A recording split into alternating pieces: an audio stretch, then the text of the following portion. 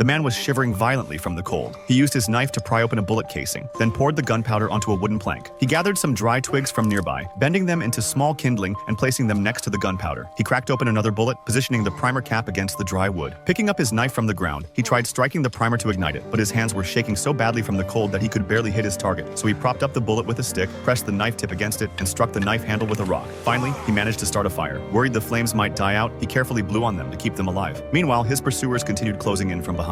Once the fire was stable, he quickly stripped off his soaked jacket to tend to the gunshot wound in his left arm. He grabbed his flask, took several large swigs, then poured the remaining alcohol over the wound. The searing pain made him scream out, so he stuffed his sock in his mouth to muffle the sound. He picked up the knife, gave it a quick rinse, took a deep breath, and cut into the wound to extract the bullet. Finally, the bullet came out along with blood and pus. I can't even imagine how excruciating that must have been. But that was only the first step. Next, he thrust the knife into the fire. With the sock still pressed against his mouth, he pulled out the red-hot blade and pressed it against the wound to cauterize and stop the bleeding. Shortly after, he passed out from the pain. But his enemies were slowly closing in. Somehow, he sensed the danger and realized he'd stayed too long in one place. He stomped around, leaving multiple false tracks, then used branches to sweep away his real footprints. But halfway through, he realized how foolish he was being. He knew that with so little time, he'd never outrun his pursuers. When he spotted a nearby tree, a new plan formed in his mind. Meanwhile, the bounty hunters tracking him discovered the recently extinguished campfire. They decided to split up, exactly what the man had been hoping for. Hidden up in the tree, he watched as one enemy approached alone. He began to panic, not daring to make a sound. Suddenly, the enemy stopped. He'd noticed the footprints in the snow and started looking around. Finally,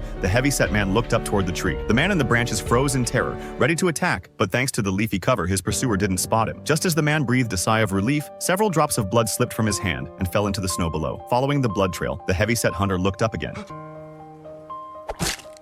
The man killed his enemy, but in his excitement, he lost his balance and tumbled from the tree. Luckily, he landed on the dead man's body, so he wasn't seriously injured. He quickly grabbed the dead man's gun and jacket. He had to dispose of the body because he could feel the others approaching. The other bounty hunters arrived quickly. When they gathered under the tree, they were all shocked by what they saw. The corpse's belly had been sliced open, with entrails scattered everywhere. Obviously, to warm his frozen hands, the man had cut open the heavy-set hunter's stomach. By then, the man had already escaped the forest.